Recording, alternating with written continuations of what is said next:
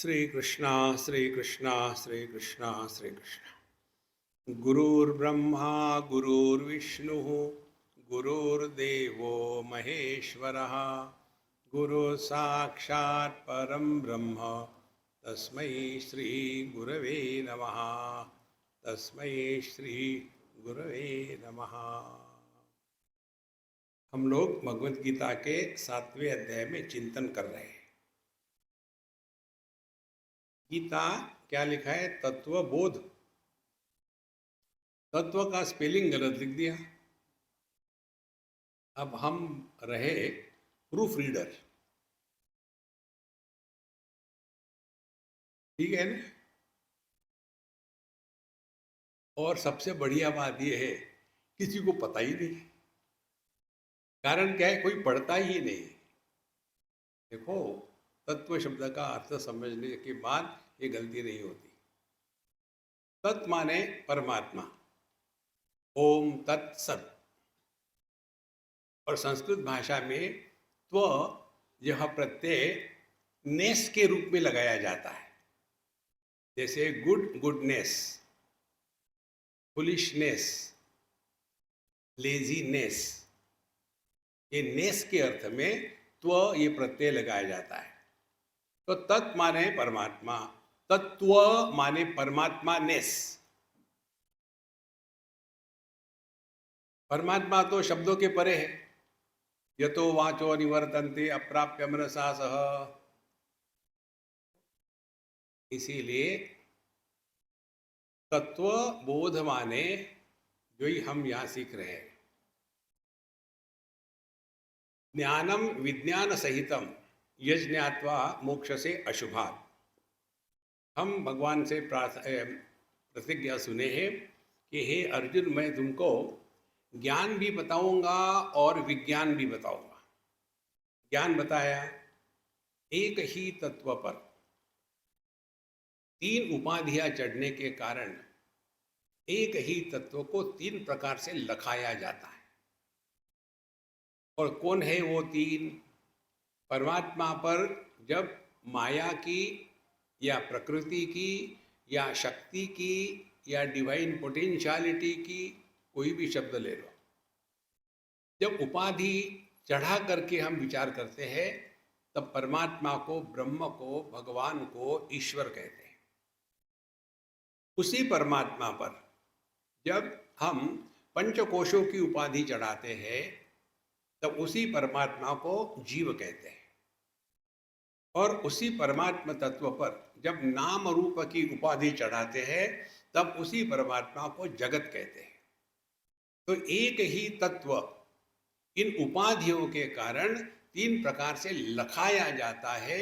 इसका तात्पर्य ये नहीं कि यह 3 है। तो हमारा रेगुलर का उदाहरण, एक ही आदमी पुत्र बनता है पिता के संदर्भ से, पति बनता है पत्नी के संदर्भ से, पिता बनता है पुत्र के संदर्भ से। वो 3 नहीं बना है, एक ही। दुखी कौन होते हैं, परेशान कौन होते हैं? ये 3 जो कहीं नहीं है। जो नहीं है उनको आप कैसे सुधारोगे? हमारा पूरा जीवन क्या है? हम दूसरों को सुधारना चाहते हैं। देखो, सास बहू को सुधारना चाहती है, और जो पिताजी है वो बेटे को सुधारना चाहते हैं। तो हम एक बार अमेरिका में थे और किसी गुजराती के यहाँ खाने के लिए गए। तो 12 साढ़े 12 बजे पहुँचे उनके यहाँ। वही हमको लेने आए थे। घर जाने के बाद हमें, महात्मा जी खाना खिलाओ। उनकी पत्नी कहीं गई थी काम के लिए। तो उन्हें लगा, बोले स्वामी जी, मेरा लड़का उस कमरे में सो रहा, आप उसको उठा के ला सकते तो ले आइए, मैं तो फेल हो गया। फ्री में कुछ नहीं मिलता, लोग काम करवाते हैं हमसे। तो हम गए वहाँ। वो किंग साइज बेड में डायगोनली और अपने पेट के भर भुजंगासन के जैसा सो रहा था। दोपहर को 12:30 बजे कोई आदमी सोता है तो उसका एक ही कारण हो सकता है, वो बीमार होगा। तो मैंने सोचा क्या हो गया, उसको बीमार है क्या? बोले बीमारी वाली बहुत आलसी है। शुरू हो गई कहानी। मैंने बोला कि अब मुझे बचाना है अपने आप को। एकदम टॉपिक बदल दिया। ये बहुत बड़ी साधना है, टॉपिक बदलते आना चाहिए। तो हमने टॉपिक बदल, अरे खाने को क्या बनाया यार? तो हम चलो खाना खाते हैं। आप भी बैठो। नहीं मैं नहीं खाऊंगा। ठीक है बाहर में जाओ, मुझे खाना ही है। तो मैं बैठा खाना ले रहा था, फिर उसका शुरू हो गया। स्वामी जी, हम लोग जब थे इंडिया में बचपन में, तो हमारे पिताजी हमारे कमरे में आते थे, तो हम आदर से और डर से दूसरे कमरे में भाग जाते थे। अब ये हमारा लड़का अब हमारे कमरे में आता है तो हम डर के भाग जाते हैं। क्या है हमारी लाइफ? बिल्कुल एक बात नहीं मानता हमारी। हमने कहा तुम्हारा जन्म भागने के लिए हुआ है, भाग सिंह। पहले बाप के कारण भागो, अब पुत्र के कारण भागो। तुम्हारा जीवन ही वही है। लेकिन ऐसा क्यों हो रहा है? हमने कहा मैं उत्तर दूंगा, लेकिन मेरी कंडीशन है।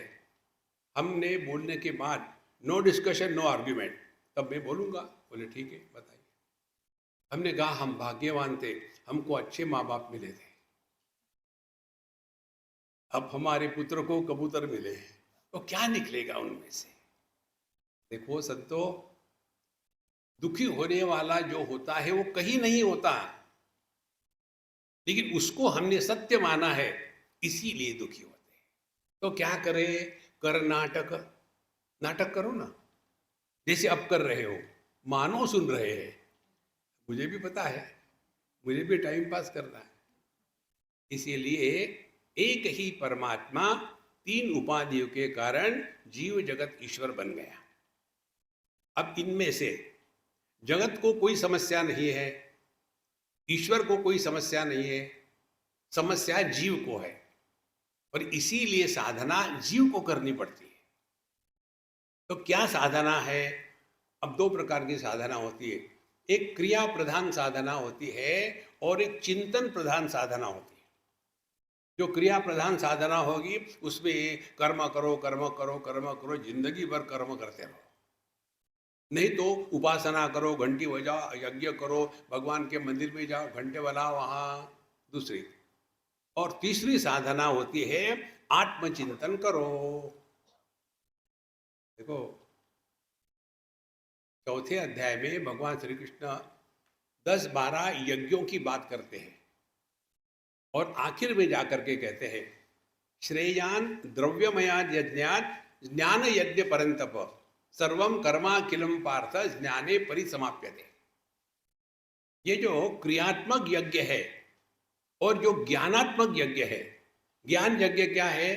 ज्ञान के अग्नि में अज्ञान की आहुति डाल देना है। देखो जितनी समस्या है ये अज्ञान की है। अज्ञान माने अपूर्ण ज्ञान।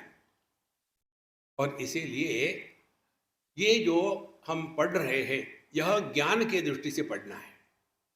तो क्या बताते हैं हमको कि आप कैसे समझना है? एक उदाहरण हम बताएंगे, फिर आगे जाएंगे, यहां तक आ जाएंगे। कहते हैं कि हमको अनेकता से हट करके एक के पास आ जाओ, ये साधना है। अनेक क्या है? विषय है।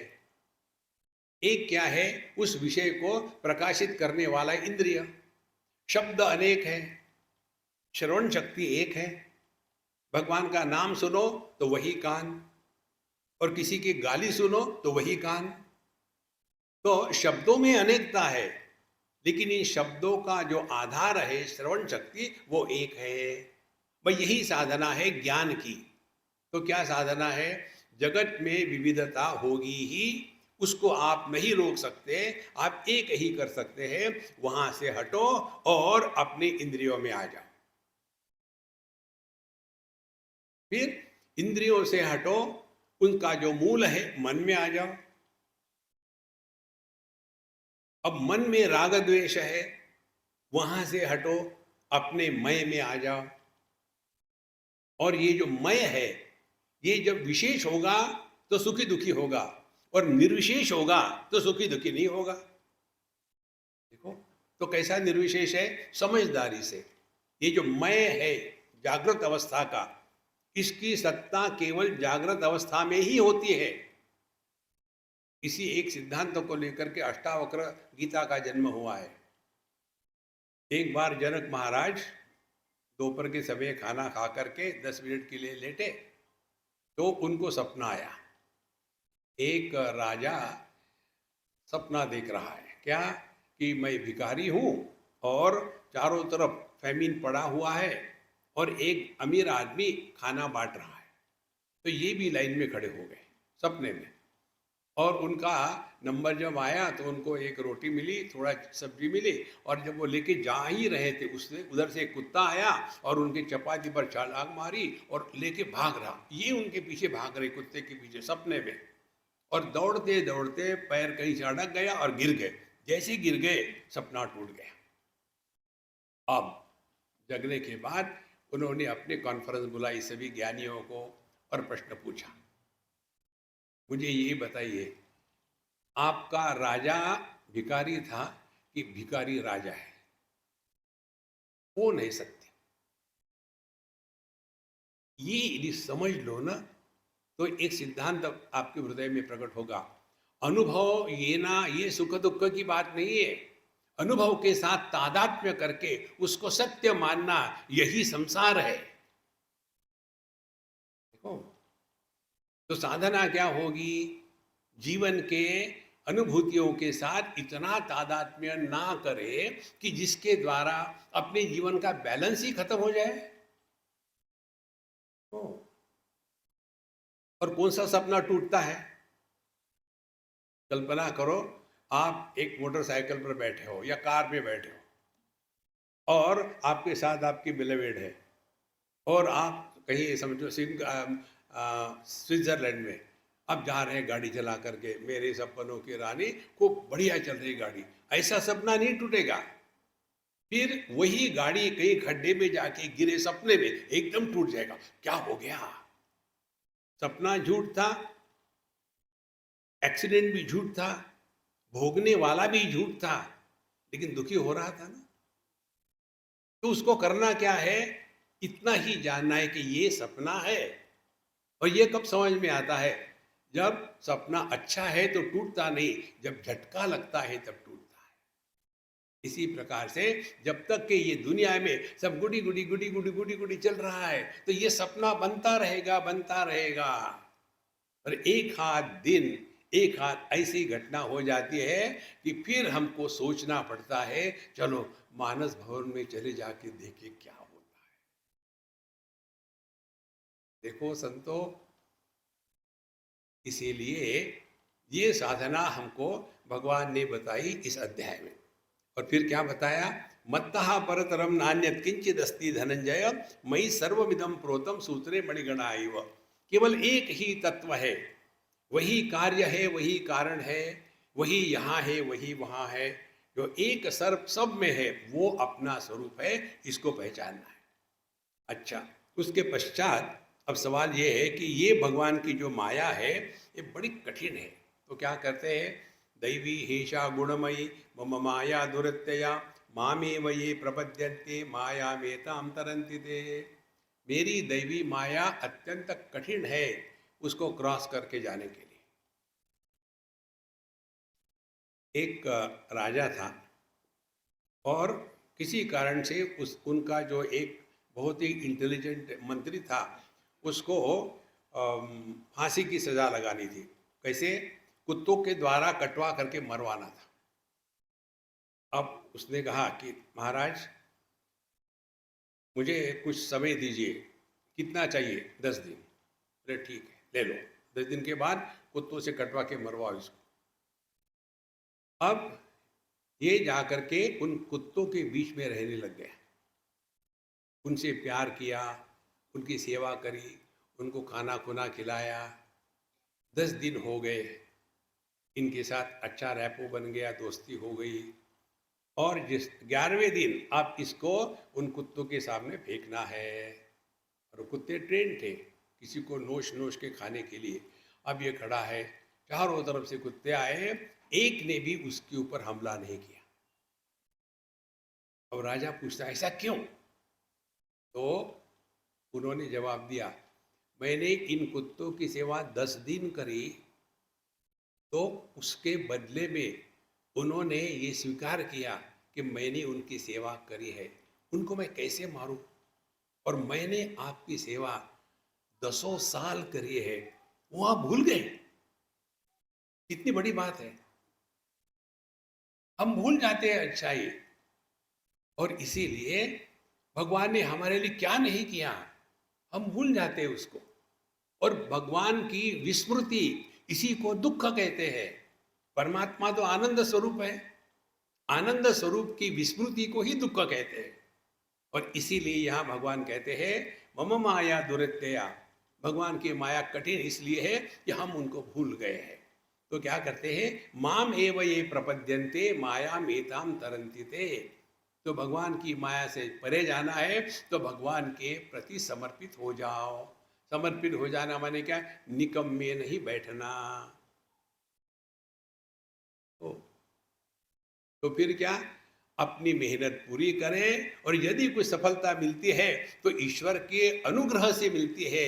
अपने प्रयत्न से यदि मिलती तो ईश्वर की आवश्यकता ही नहीं। देखो, इसीलिए मामे वये प्रपद्यन्ते मायाम एताम तरन्ति ते।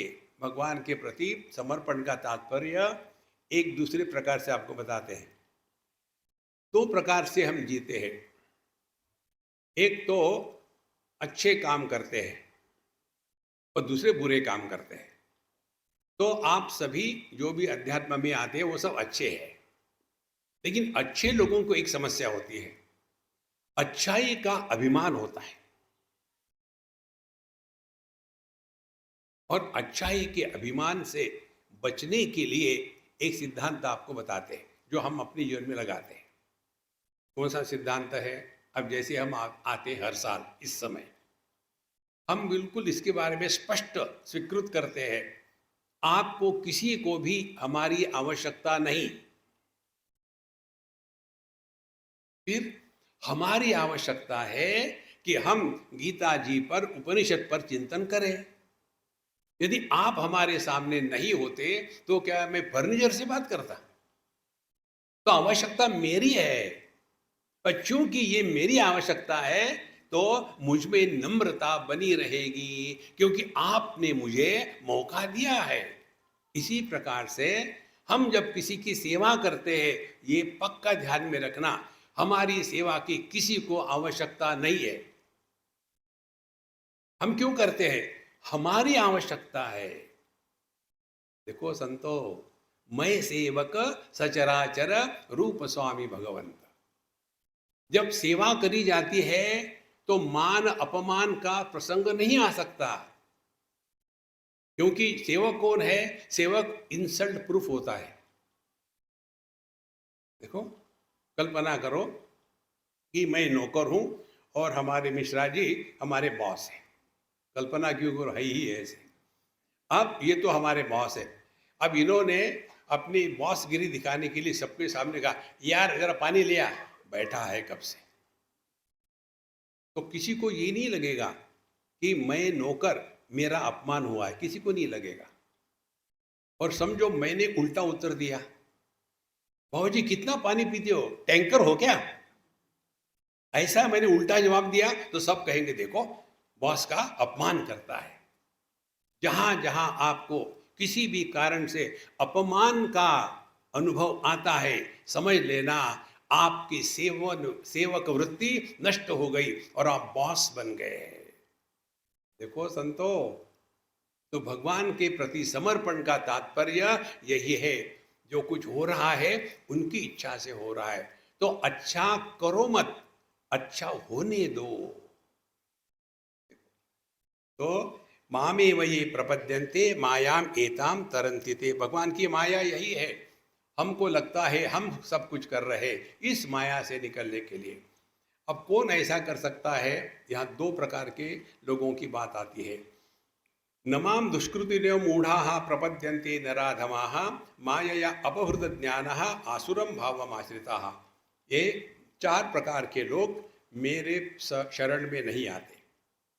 एक है दुष्कृतिनः, जो दुष्कर्म करने वाले हैं, मूढ़ाः जो बेवकूफ है, और तीसरे नराधमाः, वो मनुष्यों में मनुष्य करने कहने के लायक नहीं है। और माया अपभृत ज्ञाना, इस पंचकोशों में फंस करके अपने को छोटा मोटा मान करके आसुरम भावम आश्रिता, और आसुरी भाव से जीते हैं, ऐसे जो लोग हैं वो मेरी शरण में नहीं आते। और फिर शरण में कौन आते हैं? चार प्रकार के। चतुर्विधा भजन्ते माम सुकृति जना सुकृति अर्जुन, आर्तो, जिज्ञासु, अर्थार्थी और ज्ञानी, चार प्रकार के। आर्त दुख के निवारण के लिए, जिज्ञासु जानने के लिए, अर्थार्थी अपने जीवन में कुछ कमाने के लिए, और ज्ञानी अपने स्वरूप को पहचानने के लिए। ध्यान से सुनना, अगले श्लोक में कहते हैं तेषाम ज्ञानी नित्य युक्तः, ये चारों में जो ज्ञानी है वही मेरा असली भक्त है। क्यों? वो कुछ मांगता नहीं। मांगो मत भगवान से, उनको पता है हमको क्या चाहिए, उनको पता है हमारे लिए क्या लायक है। हम लोग हिंदुस्तानी है ना, जाते हैं डॉक्टर के पास, डॉक्टर को बता देते हैं डॉक्टर साहब एक आध इंजेक्शन ठोक दो यार, पता नहीं क्या हो रहा। अरे उसको निर्णय लेने दो ना। इसी प्रकार से हम प्रभु के पास जाते हैं, उनको सिखाते हैं भगवान ये करो वो करो। नहीं रे भैया, जो थारी राय सो हमारी राय। आपके जीवन में कभी दुख नहीं आएगा, क्योंकि आपने कुछ मांगा ही नहीं, जो दिया है बढ़िया है। इसका एक उदाहरण आपको बता दें। एक बार हम हमारे मित्र के यहाँ थे, उनकी दुकान थी कपड़े की, और सुबह का समय 9 बजे के करीब में, और हम बैठे थे उनके गले पर, और उधर से एक लड़का आया, आकर के कहता है कि बाबूजी मुझे कुछ काम दे दो, मैं सब काम करने को तैयार हूँ। बोले ठीक है कल आना। कहाँ काम करते थे? मैं गुप्ता जी के यहाँ काम करता था। तो ठीक है मैं उनसे बात करूँगा, फिर कल आना। गुप्ता जी को फ़ोन किया, कैसा है भाई ये लड़का? ठीक है थोड़ा आलसी है, बाकी ठीक है। बोले ठीक है भेज दो। दूसरे दिन आया वो, आने के बाद बोले ठीक है आ जाओ, अभी से लग जाओ। तो बोले, वो लड़का बोले मैं 500 रुपये महीने से एक पैसा कम नहीं लूँगा। तो हमारा फ्रेंड सेठ जी कहता है नहीं यार 500 तो बहुत हो जाते हैं, ऐसे कर लेना 200 में कर लेना। नहीं जी सेठ जी 200 में क्या होता है आजकल। अच्छा ऐसे करना 250 में कर लेना। नहीं नहीं नहीं 300 नहीं। अच्छा आखिरी बात, मैं तुमको 350 रुपये दूंगा, नहीं तो चले जाओ। तो वो कहता है नहीं ऐसा मत करो, थोड़ा आप भी बढ़ाओ, हम भी कमा करते हैं। ठीक है 400 में हो जाएंगे। हो गया फिक्स। फिर वो चला गया काम करने के लिए। उस समय हमारे मित्र ने जो हमको बताया, ये हमको ब्रह्म ज्ञान है। हमने आपको कल बताया था आध्यात्मिक साधना माने अपने जीवन के हर एक अनुभूति से सीखना। तो उस सेठ जी से जो हमने सुना उससे हमने सीखा। क्या सीखा? उन्होंने कहा स्वामी जी देखो ये लड़का आया, इसने अपनी कीमत 400 रुपये करी है। देखो बोले यदि ये सिंसियरली काम करता, कुछ सेठ जी आपकी जितनी मर्जी है उतनी दे दो, आपको ठीक लगा तो देना, मुझे कोई नहीं, आप सब जानते हैं। यदि ऐसा कहता तो मैं 500 क्यों उसको 1000 देता। लेकिन इसने अपनी कीमत फिक्स कर ली है, मेरी कीमत 400। इसी प्रकार से हम अनंत कोटि ब्रह्मांड नायक परमात्मा के पास जाते हैं और मांगते क्या है? एक बिहारी गया प्रेसिडेंट ऑफ अमेरिका के पास, जॉर्ज बुश के पास, उसको 2 मिनट का इंटरव्यू मिला, जो चाहे मांग लो। अब बिहारी गया, अब इतना बेस्ट अपॉर्चुनिटी, अब क्या मांगो क्या मांगो। बोले जल्दी करो 2 मिनट है। फिर ऐसा हाथ उर लगा रहा था, उसकी डिब्बी निकली, उसमें तम्बाकू थी, तम्बाकू निकाली, और फिर हाँ क्या चाहिए? चूना है क्या? हम लोग भगवान के सामने जाते हैं और चूना मांगते हैं। कितनी सिंपल बात होती है। इसीलिए ज्ञानी पुरुष भगवान से कुछ मांगता नहीं। ये इतनी सरल साधना है महाराज। कारण क्या है? वो अपने को प्रभु से अलग मानता ही नहीं। तो तेषाम ज्ञानी नित्य युक्त है एक भक्ति विशिष्यते, उसका पूरा का पूरा भरोसा परमात्मा पर है और नित्य युक्त है। ऐसे नहीं कि गंगा गए तो गंगादास, जमुना गए तो जमुनादास, घर में आए तो देवदास, ऐसे नहीं। उनके एकदम समर्पण संपूर्ण है। इसीलिए प्रियो ही ज्ञानिनः अत्यर्थम अहम सच मम प्रियः। इसीलिए ज्ञानियों को मैं प्रिय हूं और मुझे ज्ञानी प्रिय है, क्योंकि वो कंप्लेन नहीं करते, वो मांगते नहीं, समर्पण करके रहते। तो ये है भगवद गीता का तत्व ज्ञान। अच्छा महाराज, इसका मतलब बाकी के लोग घटिया है क्या? नहीं नहीं नहीं। उदारा सर्व एवैते ज्ञानी तू आत्मा एव मे मतम आस्थिता सही युक्तात्मा माम एव अनुत्तमाम गतिम। सभी ठीक है अपने जगह में, लेकिन ज्ञानी जो है वो तो मेरी आत्मा है। तो एक आपको सिद्धांत बताते हैं, भगवान के दर्शन के लिए परेशान मत होना। भगवान को अपने माध्यम से प्रकट होने का मौका देना। हम जब भी कोई गलत काम करते हैं तब अंदर की आवाज आती है, I think this is wrong. नहीं, लेकिन आजकल सभी करते हैं, मैं अकेला थोड़ी कर रहा हूँ। वो तो ठीक है, सभी करते हैं, इसका अर्थ वो ठीक नहीं है। नहीं नहीं ठीक, अभी कर दिया। Friends, we are answerable to our own conscience. हमको अपने नजर में नहीं गिरना। जब हम अपनी नजर में गिरते हैं तो समझ लेना हमने प्रभु की आवाज को सुन करके अनसुना कर दिया है। कितनी बड़ी बात है। इसीलिए आस्थितः संयुक्ता माम एव अनुत्तमाम गतिम, वो अपने हृदय की आवाज को सुनकर ही चलता है। तो कोई भी व्यक्ति ले लो आप, क्या योग्य है क्या अयोग्य है, किसी अन्य को पूछने की आवश्यकता नहीं। हमारी अंदर की आवाज बताती है कि ये ठीक नहीं है, ये ठीक है। लेकिन होता क्या है, अपनी जो कामना है, इच्छा है और पुरानी आदत है, उसके द्वारा हम उस प्रभु के आवाज को सुनते नहीं और फिर जो करना है कर लेते हैं और बाद में पछताते हैं, ये भगवान मैं क्या करूं, मुझे ये दो। देखो, इसीलिए साधना साधना करना माने अपने हृदय की आवाज को सुनो और चलो, किसी को पूछने की जरूरत नहीं। ये होता है ज्ञानी की साधना, ये होती है समझने की बात। अब ये स्थिति आने के लिए भगवान कहते हैं, बहुनाम जन्मना मनते ज्ञानवान माम प्रपद्यते वासुदेव सर्वमिति स महात्मा सुदुर्लभः। और ये स्थिति कब आ सकती है? बहुनाम जन्मना मनते ज्ञानवान भूत्वा। देखो, ये स्थिति ओवरनाइट नहीं आती। जो व्यक्ति अपने जीवन के प्रत्येक अनुभव से सीखना, इसको आध्यात्मिक साधना के रूप में ग्रहण करता है, उसके लिए साधना का मार्ग बड़े आसानी से खुल जाता है। किसी को पूछने की जरूरत नहीं है, अपने अनुभूति से सीखो।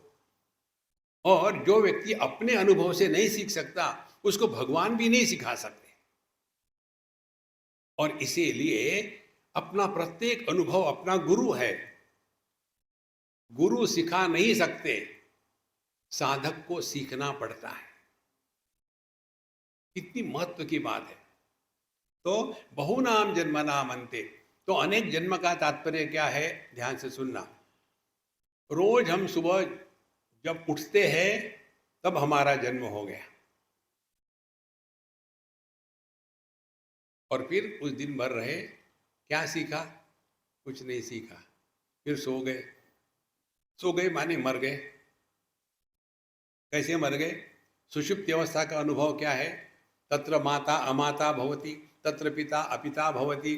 सुषुप्ति में हम कहाँ है, कब है, कौन है, क्या है, कुछ भी नहीं। फिर दूसरे दिन फिर देह के साथ तादात्म्य हो गया, फिर दूसरा जन्म। ध्यान से सुनना, ये डाइजेस्ट करने के लिए कठिन है, लेकिन यही एक मार्ग है। हर सपने में स्वप्न पुरुष भिन्न होता है। उसी प्रकार से हर जागृत अवस्था में जागृत पुरुष भिन्न होता है। इसको डाइजेस्ट करो आप।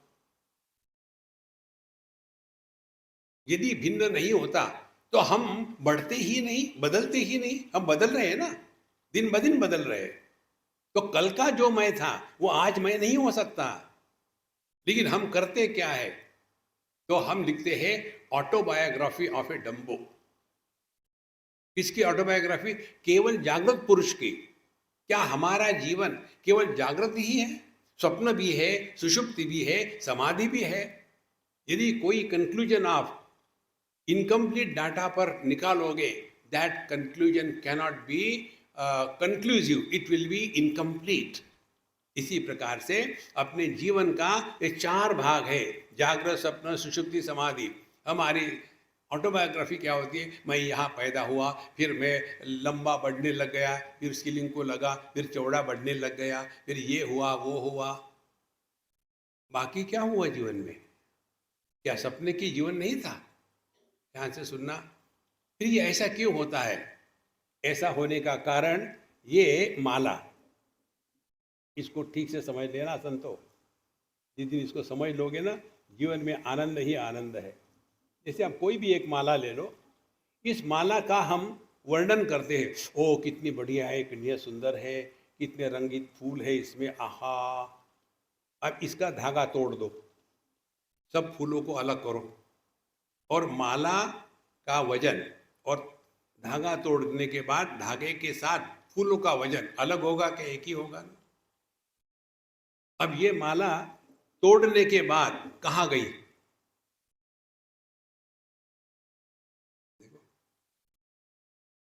वो कहीं जाएगी जब हो तब ना। ये माला नाम की कोई वस्तु नहीं है। इसी प्रकार से हर फूलों के जगह में अपना एक जागृत अनुभव, ऐसे अनेक जागृत अनुभव, उसके बीच में से एक धागा है चैतन्य का। चैतन्य के धागे में ये जो जागृत पुरुष है उनके फूल लटकाए हैं, और जितने ज्यादा उम्र उतने ज्यादा फूल, और उतनी ज्यादा लंबी माला। हैंडल करने को बड़ी कठिन। थोड़े फूल, छोटा जीवन, छोटी माला। ध्यान से सुनना।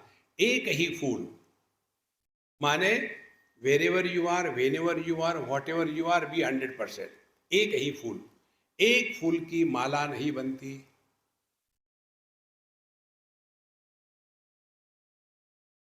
देखो, इसके लिए हमने बताया था टेक्निक आपको, don't talk about your past, don't ask anybody about their past.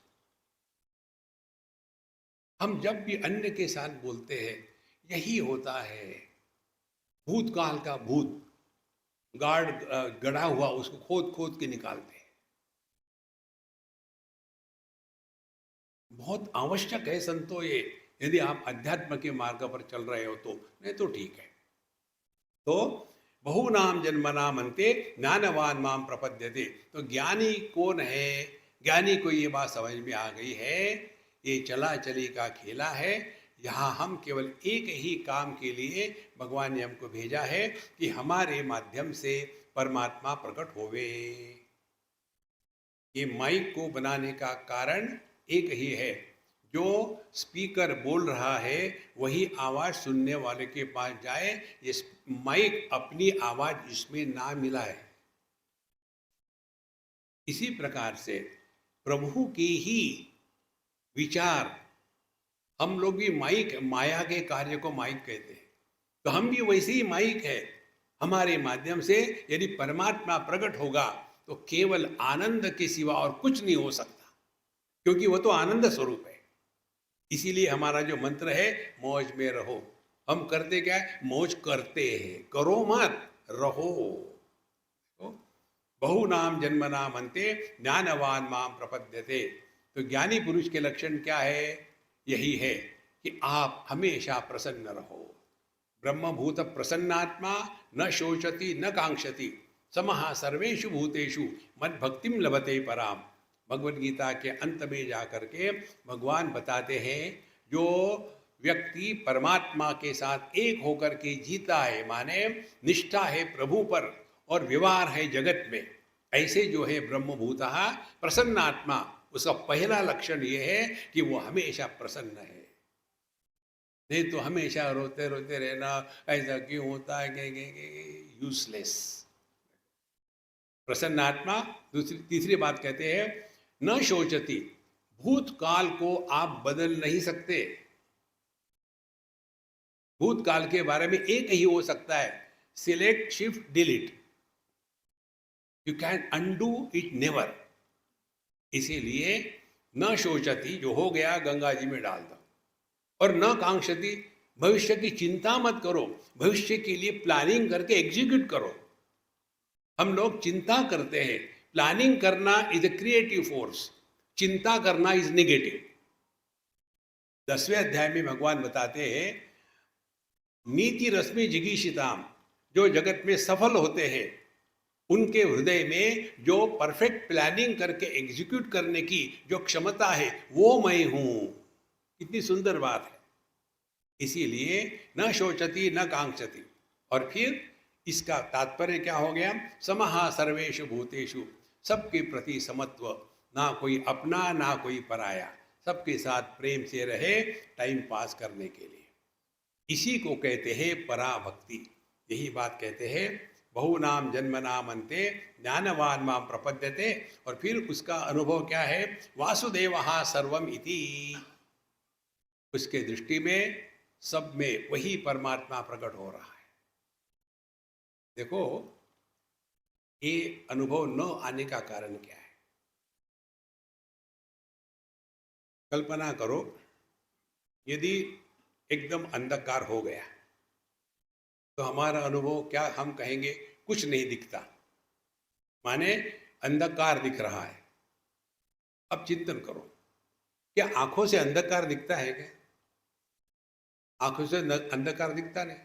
फिर क्यों कहा आपने, ओके गलती हो गई, अच्छा लाइट ऑन करो।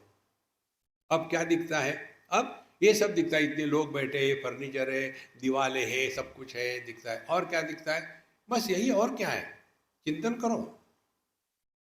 और कुछ नहीं, इतना ही है। नहीं, और एक है, क्या, प्रकाश है। बिना प्रकाश के किसी का दर्शन नहीं होता। हाँ जी, वो ठीक बात है, हमसे गलती हो गई। अच्छा, एक बार और कुछ दिखता है क्या?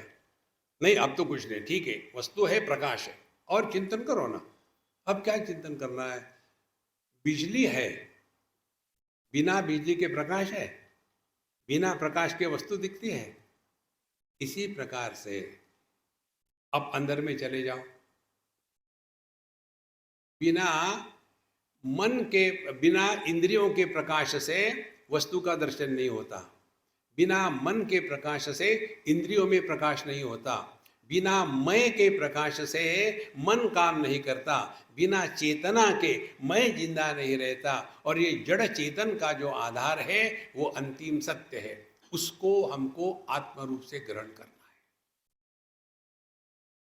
अभी हम कहाँ हैं, we are at the periphery of our personality.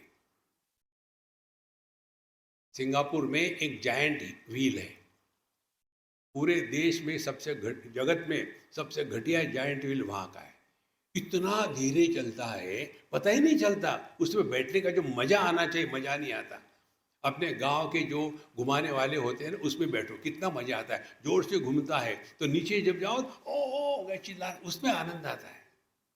तो जब आप पेरी फेरी में बैठोगे तो थोड़ी भी जो उसकी मूवमेंट होगी उसका प्रभाव आप पर होगा।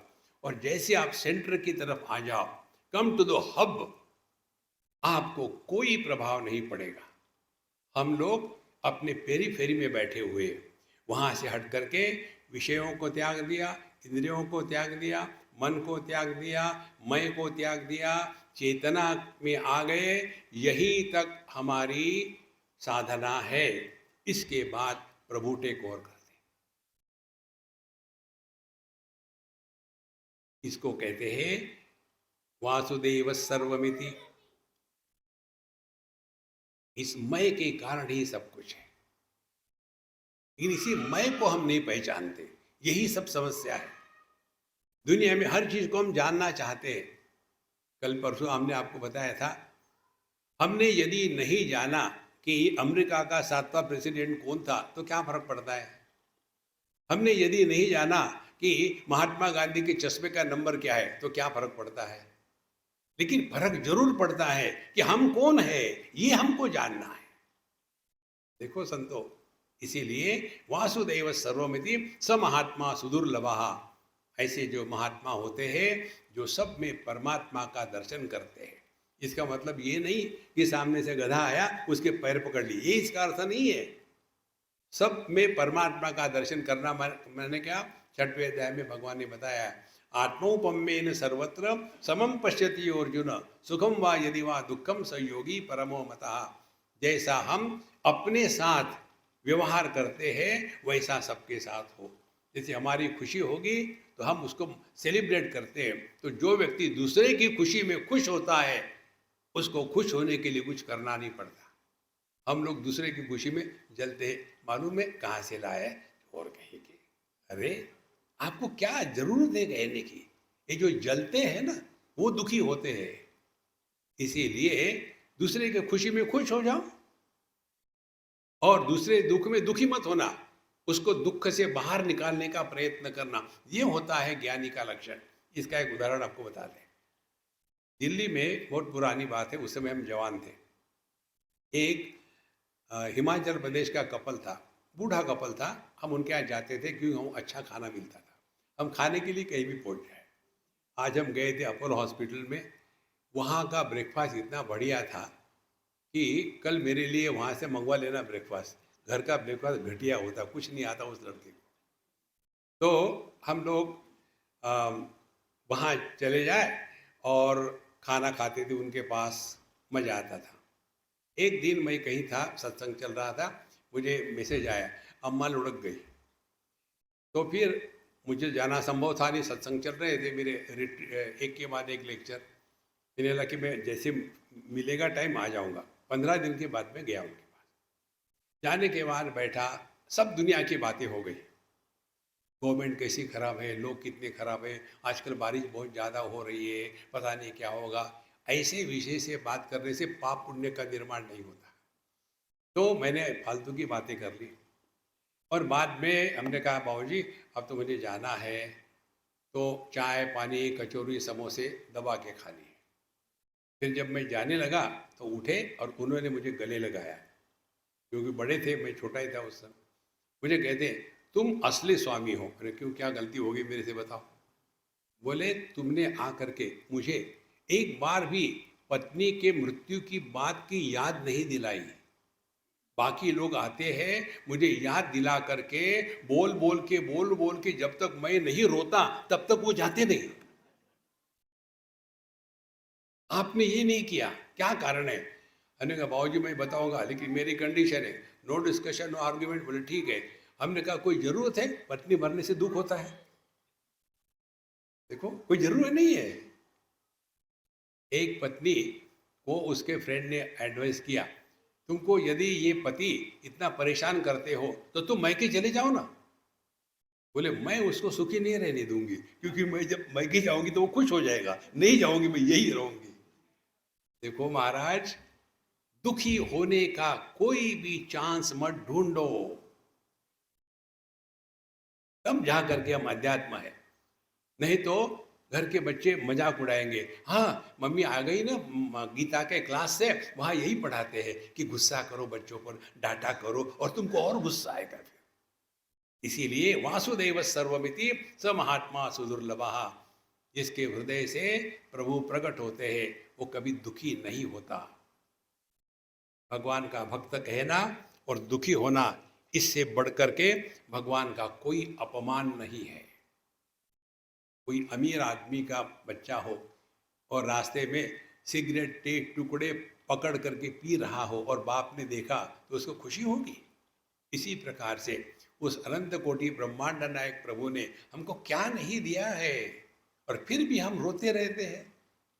आगे कहते हैं, कामैस्तैते ऋतज्ञाना प्रपद्यन्ते अन्य देवता तम तम नियमम आस्थाय प्रकृत्या नियता स्वया। लेकिन जो लोग होते हैं जिनको दुनिया में कुछ चाहिए तो फिर वो लग जाते हैं, इस देव की पूजा करो, उसका ये भोग लगाओ, ये करो, ऐसा करो, और उसके बाद उनकी इच्छा पूरी होती है। माने उनका जीवन इच्छा को पूरा करने में ही लगा है। देखो, और ये इच्छा कौन पूरा करता है? वो देवता नहीं पूरे करते। कहते हैं तम तम नियम आस्थाय प्रकृतिया नियता स्वया। तो जो अन्य देवताओं की पूजा करते हैं वो वैसे उस प्रकार की पूजा करते हैं। उदाहरण के लिए आप लोगों को समझने के लिए, जैसा मिनिस्टर होगा उसको जैसी दक्षिणा देनी है, जैसा भोग चढ़ाना है, उसके अनुसार आप लोग जाते हो ना। भिन्न भिन्न देवता, उनके प्रसाद भिन्न होते हैं, उनकी दक्षिणा का रेट भिन्न होता है। इसी प्रकार से भिन्न देवता के पास जाएंगे, किसी को बलि चढ़ाना है, किसी को खिलाना है, तब जाकर के वो प्रसन्न होकर के हमारी इच्छा को पूरा करते हैं। यदि आप डायरेक्टली बॉस के पास चले जाओ तो फिर नीचे के कुछ नहीं कर सकते आपका। इसीलिए ध्यान से सुनना, आपने परमात्मा को यदि पकड़ लिया हो ना तो आप कहीं भटकोगे नहीं। और परमात्मा को पकड़ना माने क्या? सबको छोड़ दो। कैसे? जो थारी रहा है सो मारी रहा है। मांगो मत कुछ इस दुनिया में, वो देने वाला इतना देगा कि आप उठा नहीं पाओगे। देखो, लेकिन हम इसी में लगे लगते हैं, ये करने से वो होगा, वो करने से वो होगा, और दुनिया भर के नियमों का पालन करते हैं। फिर यो यो याम याम तनुम भक्तः श्रद्धयार्चितुमिच्छति तस्य तस्याचलां श्रद्धां तामेव विदधाम्यहम्। लेकिन हमारी जिस देवता में श्रद्धा होती है, उस श्रद्धा के कारण जो करता है उसका फल मैं ही देता हूँ, भगवान स्पष्ट कहते हैं। देखो, देने वाले भगवान ही है। हम केनोपनिषद में पढ़ रहे हैं ना, उसमें क्या बताया? अग्नि देवता बड़ा घमंड के साथ गया, मैं दुनिया को जला सकता हूं, लेकिन एक घास की पत्ती को नहीं जला पाया। फिर वायु देवता चला गया, कहता है मैं दुनिया के उखाड़ को फेंक दे सकता हूं, लेकिन एक घास की पत्ती को नहीं उठा सका। फिर इंद्र चला गया और फिर समर्पित हो गया। देखो, इसी प्रकार से सबका जो एक आधार है वही अपना आधार है, केवल हमको उसको पहचानना मात्र है। अच्छा, भगवान के प्रति समर्पण का अर्थ क्या है? कठोपनिषद का अंतिम श्लोक, यदा सर्वे प्रमुच्यन्ते कामा यस्य हृदिश्रिताः अथमर्त्यः अमृतो भवति अत्र ब्रह्म समश्नुते। जब हमारे अंतःकरण से कामनाओं का तूफान शांत हो जाता है, तब समझ लेना हमारे हृदय में प्रभु प्रकट हो गए। भगवद गीता में वही बात कहते हैं, प्रजहाति यदा कामान सर्वान् पार्थ मनोगतान आत्मन्येवात्मना तुष्टः स्थित प्रज्ञस्तदोच्यते। जिसने अपने हृदय से सभी कामनाओं का तूफान खाली कर दिया है, लेकिन बोर नहीं है, फिर प्रसन्न आत्मा एकदम अपने आप में मस्त चुस्त स्वस्थ व्यस्त है, उसके हृदय में प्रभु प्रकट होते हैं। तस्य तस्याचलां श्रद्धां तामेव विदधाम्यहम्। स तया श्रद्धया युक्तः तस्याराधन मीयते लभते च तत् कामान् मयि एव विहितान् हितान्। फिर उस श्रद्धा के कारण इतनी पूजा पोथी करते करते उसको जो मिलता है उस फल देने वाला मैं ही हूँ। देखो महाराज, और कोई नहीं देता फल। जैसे मन कहेगा आंखों में दृष्टि देने वाला मैं हूं, वाणी में बोलने की शक्ति देने वाला मैं हूं। तो यदि हमने अपने मन का संतुलन ठीक रखा तो अपने आप दृष्टि ठीक होगी,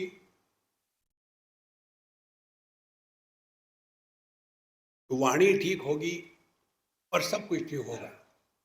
तो जितना हम अपने स्वरूप के पास रहेंगे उतनी मात्रा में हमारा जीवन अत्यंत सुंदर चलेगा। और अंतवत्तु फलम तेषाम तद्भवत्यल्पमेधसाम देवान देवयजो यान्ति मद्भक्ता यान्ति मामपि।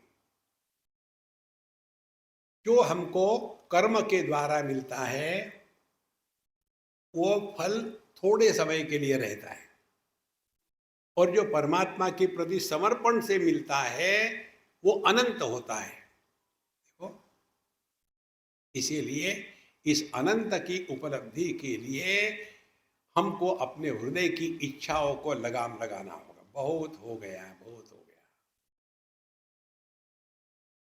इसका नेट रिजल्ट ये होगा कि आपका मन हमेशा शांत रहेगा। अब देखो, दो बातों का अपने जीवन में देखो। जिसको बिस्तर पर लेटने से 2 मिनट में नींद आ जाती है और जब चाहे उठ सकता है, और दूसरी बात, जिसको खाने को लेकर के कोई परेशानी नहीं, ये दो बातें जिसकी जीवन में आ गई, समझ लेना उसका आध्यात्मिक जीवन ठीक चल रहा है। हमको सोने के लिए कुछ ना कुछ चाहिए, या तो फिर पता नहीं पेट गड़बड़ कर रहा है, जब तक के कुछ पीते नहीं तब तक के जाता नहीं अंदर में। तो ये जो लिक्विड स्पिरिचुअलिटी वाले होते हैं ना, उनका इससे कोई संबंध नहीं। तो अंतमत्तु फलम तेषाम तद्भवति अल्पमेधसाम। अल्पमेधसाम माने ये जो अज्ञानी लोग हैं, उनको जो भी मिलता है उसके द्वारा वो हमेशा प्रसन्न नहीं रह सकते। देवान देवयजो यान्ति मद्भक्ता यान्ति मामपि। तो आपको जो चाहिए मिल जाएगा, लेकिन अल्टीमेटली जो अल्टीमेट है जीवन का, अपने मन की शांति। यदि आप ये जानना चाहते हो मनुष्य के जीवन की जो अंतिम स्थिति है, बेस्ट एक्सपीरियंस ऑफ लाइफ, वो है हम अपने साथ शांत और प्रसन्न है। कोई रिग्रेट्स नहीं,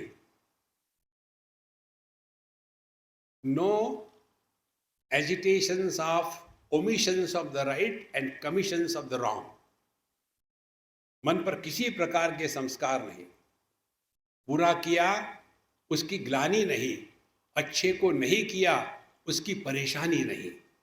ऐसा जिसका अंतःकरण है, उसी ने अध्यात्म के मार्ग पर अपने को लगाया है। देवान देवयजो यान्ति मद्भक्ता यान्ति मामपि। मेरे भक्त मेरे पास आ जाते हैं। और भगवान क्या है, भगवान के जीवन में कहीं भी रिग्रेट्स नहीं है। बुढ़ापे में व्यक्ति को दो बातें परेशान करती है, ये तैत्तिरीय उपनिषद के अनुसार है। वहां बताते ही उपनिषद में, किमहम साधुना करवम किमहम पापम अकरवमिति। जब मैं जवान था, ठीक था, उस समय मैंने योग्य प्रकार का जीवन क्यों नहीं जिया, अब बहुत लेट हो गया। और जो मैंने नहीं करना था, हे भगवान, मैंने उस समय पता नहीं क्या हो गया था, मैंने क्यों किया ऐसा। बुढ़ापे में 24 घंटे में 24 घंटे जिंदा रहना पड़ता है, और उस समय हमको कोई साथ नहीं देता और हमारा मन हमको खा रहा है। देखो महाराज, इससे बचने के लिए हमने आपको एक टेक्निक बताया, never retire in life.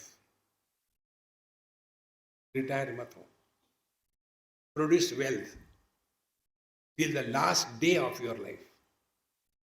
Retire होने के बाद फिर वही हमेशा, हाँ ब्रेकफास्ट के लिए क्या है, लंच के लिए क्या है, अरे इसको खा के जिंदा तो रहो ना।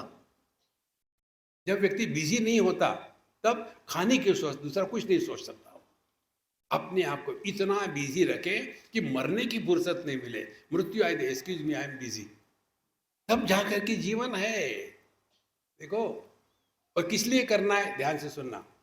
इसलिए करना है, हम अभी तक तो अपने लिए जिए हैं, अब समाज के लिए जियो। देखो कितना आनंद आता है। जितनी लगन से हम अपने लिए जिए हैं, उतने ही लगन से परमात्मा के लिए जियो। जीवन में परिपूर्णता आ जाती है। और इसीलिए अपने आप को बिजी रखो, रिटायर मत हो। जिन घरों में एल्डरली लोग, विशेष करके पुरुष, रिटायर होकर के बैठे रहते, उन घर की माताओं को पूछो, परेशान होते। हमारे बम्बई की बात बताता हूँ। बम्बई में घर कैसे, 1 BHK 2 BHK, तो एक ही बाथरूम होगी और घर में 3-4 बच्चे हैं, ऑफिस पे जाने वाले, स्कूल में जाने वाले हैं। अब एक ही बाथरूम, तो घर की जो बुढ़ाऊ अम्मा है वो क्या कहती है अपने पति को, सुबह आप बाहर जाया करो ना घूमने के लिए, क्योंकि एक बार आप बाथरूम में जाते हो तो घंटे भर निकलते नहीं, बाकी सबका काम रुक जाता है। देखो महाराज, we are most unwanted because we are not producing wealth. Retire मत होना। एक उदाहरण देता हूँ आपको मैं, इसका बहुत सुंदर उदाहरण है, असल में है। एक गुजराती अम्मा है हमारी, जो गुजरात अपने बेंगलोर में रहती है, मैं उनके यहाँ रहता था। तो अच्छे घर की, एकदम उसकी तरफ देखो तो महारानी के जैसी, इतनी सुंदर है और इतनी ग्लोरियस है। उनके हस्बैंड ने सभी अपने भाइयों का, बहनों का जितना करना था कर दिया। उनको कैंसर हो गया जब उनकी उम्र थी कोई 50-55 के बीच में। इस अम्मा की उम्र थी कोई 48 के करीब, और कैंसर में वो मर गए। तो उनके भाइयों ने उनसे सिग्नेचर करवा करके पूरी प्रॉपर्टी ले ली, और इस अम्मा के पास कुछ भी नहीं बचा। तो बिल देने के लिए हॉस्पिटल का उनको अपनी ज्वेलरी बेचनी पड़ी। इतना होते हुए भी उनके मुख से किसी के प्रति अपशब्द नहीं निकला। फिर उन्होंने बोले कोई बात नहीं, भगवान की परीक्षा है, हम पास हो जाएंगे। घर में 4-6 टेलर को लगा करके बच्चों के कपड़े के डिज़ाइन बना करके, सिला करके छोटे छोटे दुकानों में सप्लाई करना शुरू कर दिया। 4-5 साल तक किया। धीरे धीरे अपना बेबी स्टोर एस्टैब्लिश किया बेंगलोर जैसे सिटी में, और खूब धूम धड़ाके से चल रहा। तो मैंने उनको कहा कि अम्मा आपको क्या ज़रूरत है ये सब करने की, उसने जो मुझे बताया वही आपको बता रहा हूँ। बोले स्वामी जी, मैंने इसमें पैसे लगाए हैं तो मैं इसमें कमिटेड हूँ। मैंने देखा है ये बूढ़ी माताएं इकट्ठी हो जाती है, क्या क्या कहते हैं, केटी पार्टी, और इसकी बुराई उसकी बुराई, इसी में जीवन बर्बाद करती है। मैं उनसे तंग आ जाती हूँ, इसीलिए मैं अपने काम में लगी रहती हूँ, पैसे के लिए नहीं, अपने आप को ये फालतू लोगों से बचाने के लिए मैं बिजी रहती हूँ। कितनी बड़ी बात है। जब आपके पैसे लगे तो निकालो उसको, तब जाके आध्यात्मिक जीवन ठीक चलता है। नहीं तो रिटायर हो गए और फिर अब क्या करना है, अब तो बस बैठे रहे। No no no no. हमको कितने लोग कहते, स्वामी जी आप क्यों दौड़ा भागी कर दिया, आपके आगे पीछे तो कोई है ही नहीं। तो हमने कहा ठीक है, अब हम आपके घर में रहेंगे, कहीं नहीं जाएंगे। नहीं नहीं नहीं, नहीं ऐसी बात नहीं। देखो, इसीलिए संतो, अध्यात्म का तात्पर्य ये नहीं कि मुझे क्या मिलता है। अध्यात्म का तात्पर्य क्या मेरे माध्यम से परमात्मा प्रकट हो रहे, और परमात्मा का प्रकटीकरण केवल एक ही प्रकार से होता है, और वो है हम हमेशा प्रसन्न रहते हैं। इस प्रसन्नता को हृदय से प्रकट होने देवे। ये करते करते अब भगवान अगला प्रसंग लेते हैं। वो प्रसंग 24वें श्लोक से शुरू होता है, उसको हम कल विस्तार से देखेंगे, और कल ही शाम को इस अध्याय के चिंतन का समापन होगा। ओम पूर्णमदः पूर्णमिदं पूर्णात् पूर्णमुदच्यते पूर्णस्य पूर्णमादाय पूर्णमेवावशिष्यते। ओम शांति शांति शांति। हरि ओम। श्री गुरुभ्यो नमः। हरि ओम।